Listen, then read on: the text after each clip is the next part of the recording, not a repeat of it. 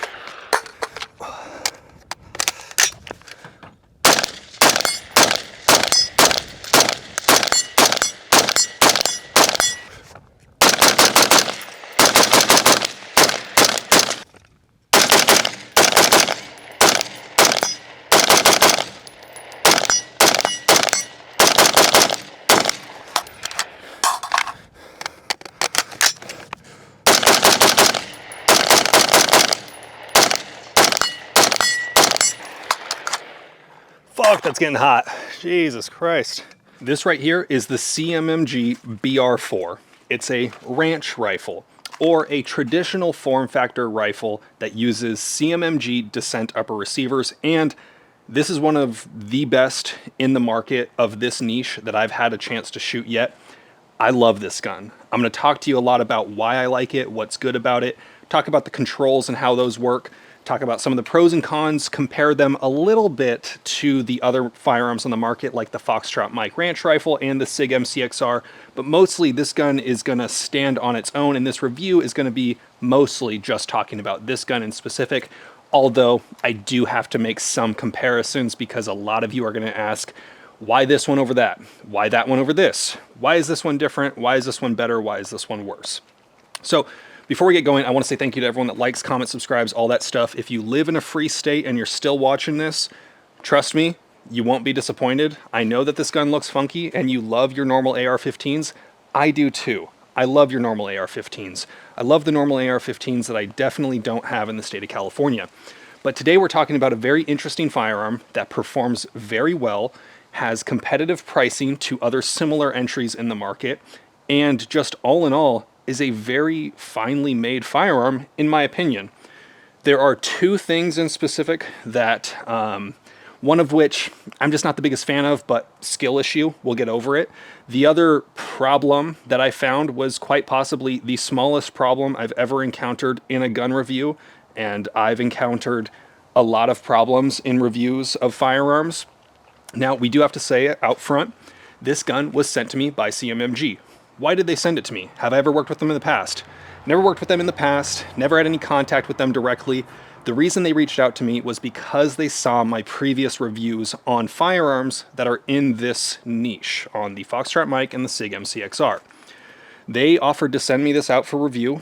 I get to keep it, I think. They haven't asked for it back. They haven't said that they want it back at any point. I have never worked with them in the past, and to be honest, there's not a whole lot of firearms that they make that I have any huge interest in getting my hands on. They make a lot of good AR-15s, but I don't personally feel like I have an incentive to make this a overly positive review, other than the fact that I actually really liked this gun. So I got this firearm for free. It was transferred without having to pay any sort of transfer fees through OMA Distribution in Rohnert Park. I have put a lot of ammo through this gun. Some of that ammo was provided to me by Last Shot AZ, my ammo sponsor. So now that we've got the disclaimers out of the way so that you can make the best decision possible for yourself, let's talk about this gun. So, like I said, this uses CMMG descent upper receivers, and when it launches will be available in, I believe, 6 calibers. Now, don't quote me if I'm wrong, but I know this one is 5.56 and 223. They'll have a 9mm version that uses the AR conversion magazines. They're going to have a 22 arc, a 6 arc, I believe a 300 blackout, and I think that might be it from the factory. What I would love to see in the future, however, and I know a lot of people would love to see in the future when I do these types of reviews on this type of gun, is a AR-10 variant that shoots 308 or 6.5 Creedmoor, something like that. But from the factory here, this one uses anything that an AR-15 lower can fit, so you're limited with that, and you're limited with the descent product line from CMMG. So uses CMMG descent upper receivers that are side charging. It uses a Remington 870 buttstock. This one is the Magpul version. You can add or remove certain spacers here. If you're going to use a firearm like this, I highly recommend that you use a tall comb and a low mounted optic. I've seen some people use firearms like this and they put traditional high AR optics on it. And to me, that's a dead giveaway that they haven't really put a whole lot of thought into this platform. When you're using a firearm that has a stock that sits lower and sweeps down, having your optic lower is possible and beneficial. Lower height over bore, less mass in the mount in general, and that lower height over bore can, in theory, improve your ballistics in relation to point of impact and point of aim for whatever zero you choose. Now, when I first got this gun, I did do some shooting with different optics, but we'll talk about that kind of stuff later. Let's keep talking about the features. So it is side charging from the factory. This is a left side right-handed charge. So right hand shooter, left side charge. This charging handle does not reciprocate. It locks into place very nicely. Now, when I first got a hold of the Foxtrot mic, which is also side charging, I spoke sort of critically of that because I wasn't used to a side charger and I thought that I might prefer a rear charger or like the BRN 180 charging system. But after having time with this, or after having time with the Foxtrot mic, and then shooting the SIG mcx-r, which is rear charging, and then going back to this, I can say without a doubt, side charging is the way to go. If you want to reverse this to the other side, you can go on CMMG's website and get the right side charge, but it is not just a simple swap of the part and flip it over. You do have to get the different charging handle. Charging handle sits in a good spot, so when I'm for reference, I'm 6'2", and my arms are a little bit shorter than someone on average of my height, but I find it very comfortable to kind of just put my thumb up here, and it puts it in a good position. I usually would tilt my thumb to the side since I have such a low mounted red dot here. I can comfortably hold it out here, but I find that this is just a very good index point, and it kind of gives me a spot where I can really grab very tightly with my thumb kind of like wedged in there. So I come here, hit it, grab there. Then when the gun is dry and empty, I can just very easily come here and grab it very quickly because my hand is already indexed in the point that I need to rack that charging handle. So controls, a lot of people will see this and think, how the hell are you going to reach that mag release? Well, you're really not intended to. I've talked about this in my other reviews. I'm not going to show it super in depth here, but as a right-handed shooter, when your gun goes dry, we're just going to lock it open. So when your gun goes dry, what I would recommend is you come here, use the ambi mag release, strip the magazine out, put a new magazine in, close the bolt, hand comes back up, and that's how I would recommend you do a mag change as a right-handed shooter. Now, this gun, unlike the SIG mcx-r, does not have a lefty bolt release and bolt catch. It has an ambi mag release, but it does not have the ambi bolt catch and bolt release, which is one thing the SIG mcx-r has over this gun. So controls are pretty easy to use. If you're a right-handed shooter, you're definitely not going to be able to reach this mag release without reaching up here, which if the gun were to go dry and you reach up here, drop it, put your hand back, then come here, and that's just not the way to go. My recommendation is to come back, strip the mag out, grab the new one, put it in. I've talked in the past about the idea of your gun goes dry, you get a new mag in, and you try to strip them out at once. Now, I have fairly long fingers, and I still find it difficult to consistently and reliably have a mag in my hand and press here and pull it out.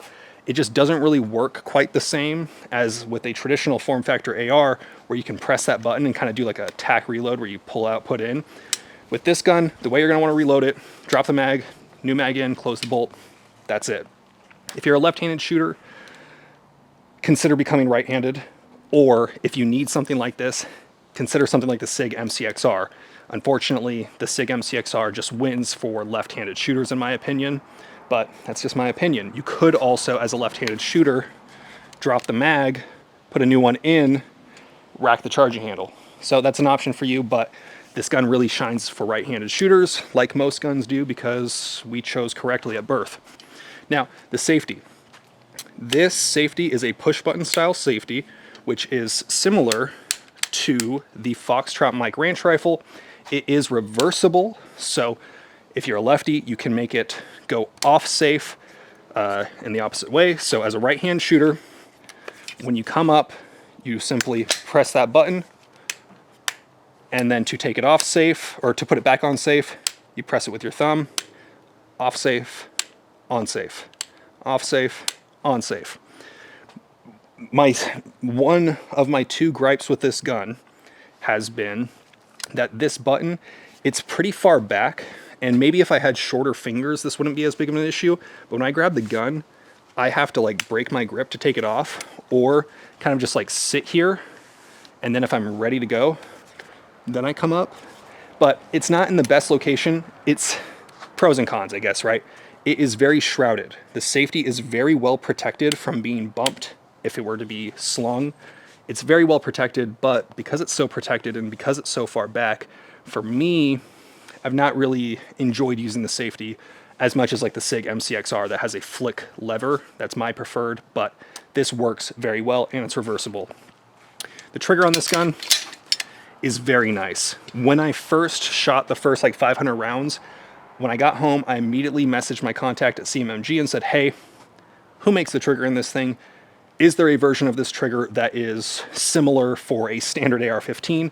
I want one, I need one, please send me one.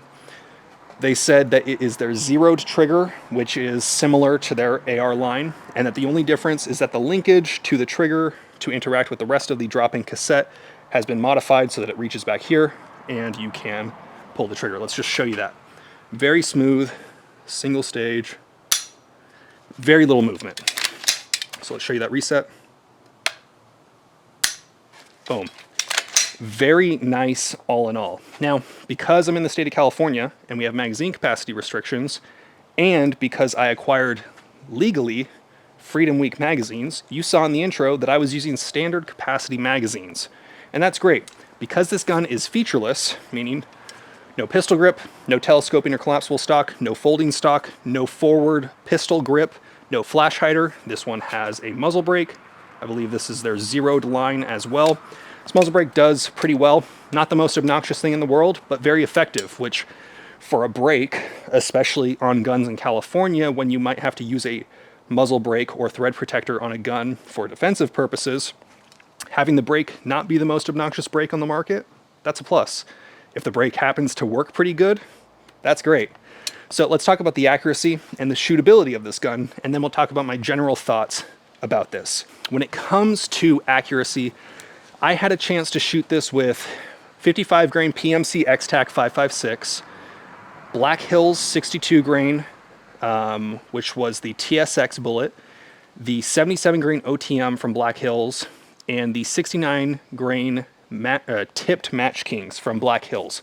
All of those sent to me at a reduced price from Last Shot AZ. Use code Reno, it'll save you on shipping. No tax outside the state of Arizona, and lightning fast shipping. If you live in California, they'll ship to your FFL, or if you have an FFL and 03 COE, or FFL 03 and COE, they'll ship right to your house. So that's great. Out of those rounds, the thing that performed the best, and this is going to be surprising. So when I first took this out to get it accuracy tested, before I had shot it at all, I threw on a Primary Arms 4-16 scope, put it at 100 yards, and then shot some groups. These were 10-round groups. The gun was very hot at this point because when I first zeroed it, I just didn't take any time in between shots, just boom, boom, boom. All right, make that adjustment, boom, boom, boom, make that adjustment. Shot two 10-round groups with 55 grain X-Tac, and you're probably not going to believe this, but it was like 1.75 inches to 2-inch groups for 10-round groups at 100 yards with 55 grain PMC X-Tac. I don't know what it is about this gun. It just loves that. For whatever reason, it loves it. Then I shot the 62, 69, and 77 grain Black Hills ammo. The Black Hills ammo, I think at best shot about as good as the PMC X-Tac out of this gun. Now, granted, the gun was getting hotter and hotter as those groups went on, but I was easily shooting 2.5-inch 10-shot groups, which is completely acceptable. If you are now thinking to yourself, but my gun is sub MOA. Okay, here's my challenge to you. If you do it, first person to do it will get $100. We'll do that. How about that? First person to post a video, send it to me and I see it. And if you accomplish this challenge, I'll give you $100. If you go out to the range, shoot all on video, so there's no fudge in it, no whatsoever, you get an AR-15 that weighs less than 11 pounds unloaded, and you shoot a 10-round group 3 times, all of which at 100 yards, under an inch, and you send me that video, and it seems like the video is done well enough to that you weren't cheating, I will send you $100, okay? If you do that, your gun is sub MOA, I believe you. The rest of you that can't prove that, your gun is not sub MOA, I'm sorry. It just isn't. Like, yes, you shot a 3-round group, one of them was under an inch, great, that's cool. It's not sub MOA. Your gun shot a sub MOA group, but that doesn't mean your gun is a sub MOA gun. I'm very, very pleased that it particularly likes 55 grain PMC X-Tac because it's fairly inexpensive, very available, and I have a lot of it. So I'm very happy. Now, when it comes to the actual shooting at speed, how does it perform? How does it feel? I actually really love this gun. This gun feels very maneuverable. I've shot the SIG mcx-r, and out of all of these ranch rifle type firearms, the SIG mcx-r was like the biggest, bulkiest, felt more like swinging a boat. Whereas this, man, dude, it is just fantastic. The way that it handles, the way that it feels, bringing it up, it just feels smooth, if that's a way to say it, that makes sense. It's fairly lightweight. It's not a lightweight AR or a lightweight rifle by any means because, yeah, we've probably all seen the 3.5 pound AR-15s, but this gun handles very well. I love shooting this thing fast. It shoots very accurately, shoots very smoothly. The recoil pulse is very nice. The one thing, though, that is a minor gripe is now, and this might have just been how I shoot and the environment today. The last 2 times, the 2 times that I've taken it out, I've shot on the first day 500 rounds. It was about 93 degrees. Then today I took it out and shot 1,100 rounds all over the course of like 3 to 3.5 hours. It was 88 degrees today, out in the sun all day, or out in the sun for several hours shooting that much ammo. The gun got hot. The gun got really hot to the point where I was wearing gloves and I could not touch this thing without gloves. Even with gloves, I was noticing that I was having to put it down for a few minutes at a time. So the gun got hot, but I don't know if I can necessarily say that's because of the way this gun is designed or just because I went out on a hot day and shot a whole lot of ammo at a very quick rate. So other than the safety, that's a gripe, I guess you can say, with this gun. Now, the one actual problem, and this is not in air quotes, I almost put that in air quotes, the one actual problem that I've had. So if you see on this gun on the side here, screw, screw, screw. I don't like screws on guns because I find that sometimes they tend to loosen up. I noticed that, and this is probably not something you're going to encounter unless you plan on shooting like I do, which is just really fast, really get the gun really hot. The safety, or the little screw for this here that holds the trigger in place, and then the hammer pins and the trigger pins here, some of these have kind of like loosened up just a little bit. Now, I haven't really torqued them down. I haven't done anything to them. That's just how they came. And then the stock, after the first day, the stock started to come loose a little bit, but I applied Loctite to the stock here, tightened it back up, shot 1,100 rounds just today. That stock has not loosened up whatsoever. These have not continued to back out. They just have loosened up a little bit. And all I need to do is just throw some Loctite on those, torque both of them back down, and we'll be fine. So that's my main actual problem with this gun. There's a lot of screws. Some of the screws came loose. Simple solution, Loctite and tighten them down. That's it. I actually really like this gun. It's fairly accurate, easy to handle, easy to move around, very soft shooting. Out of all of the contained upper receiver firearms that I've shot, I would say that this is one of my favorite. The Foxtrot mic, a problem that I had with the side charging system is that when you would pull it back on the Foxtrot mic, it would kind of bind up, and you could see that the springs, the dual spring system that it had, would bind up on these BR4, this is very smooth.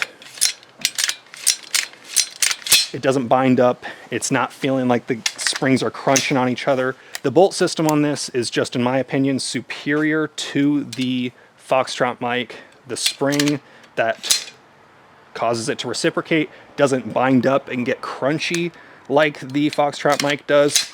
Now, the price point on this gun. The Foxtrot mic you can get for about $1,000, but if you're gonna get the Foxtrot mic, I personally recommend that you go with the BRN 180 uppers, which brings up that price. But let's say it's about a grand, right? SIG mcx-r, $3,000. This gun, MSRP, $1,899. So it's kind of splitting the difference, but I think this price is gonna make it very difficult for people to go with the SIG mcx-r. You know, you kind of have three options right now. Of those three, you could go the route of the Foxtrot mic, but to me, it leaves a little bit to be desired after shooting these other two guns. You can go the SIG mcx-r, but $3,000, man, that's a lot of money. You know, $3,000 plus the cost of optic, light, all the little accessories that you might want for it. That's kind of pricey. 18, now we're talking. I think this is going to be a much more competitive sell on the market because of the price point and the caliber availability.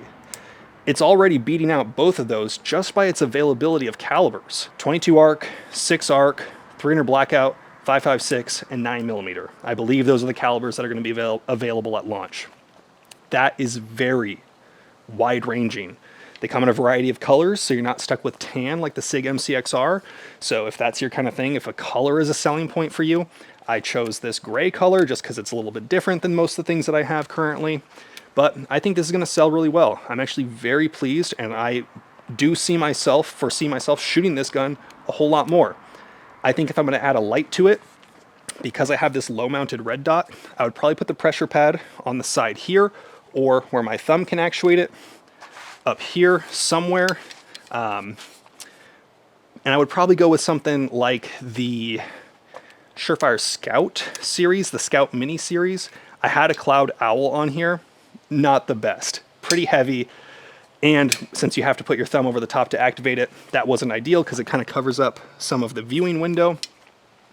Now, with an optic setup like this, if you want a magnifier for your red dot, what I got away with just for the purposes of sighting it and zeroing it, I used a Unity Tactical flip to center mount and just flipped it down, and that worked. But there are specialty mounts out there available for magnifiers, but I think this gun handles really well with just a red dot. There really is something simple about this setup that just feels good. Being able to use my standard capacity magazines is very nice. I really like that. This gun, I could easily foresee this gun serving as a defensive gun for me. Or if I was in a scenario where I didn't have a good featureless AR and I didn't want to have to deal with the laws, that would be very appealing. I believe these are legal in 47 states, California being one of them. And I think that's going to be very attractive to people. I also know that people did not hate the way this looks the same way that they hate the SIG mcx-r, and I think that a lot of people in free states are likely going to get a hold of these too, because they do have a good look to them. It looks like a traditional style firearm. If you're used to shotguns or just more traditional rifles, this is going to have a feel that's more similar and familiar to you, so you might be more likely to go with something like this over an AR. All in all, great gun. Got my stamp of approval. I got this gun really hot to the point where it was basically untouchable. So do I think it's reliable? Yes. I have not had a single issue, no jams, no stovepipes, no nothing. Perfectly reliable, very hot. I got this gun very, very hot just to see if I could push its boundaries and see if I could find some issue with it. I had no issues with it. Other than these screws loosening up, which is solved by just Loctiting them down, this gun shoots nice. It's fairly accurate. Let me know what you think. You guys know the drill. Have fun, be safe, stay dangerous. Peace.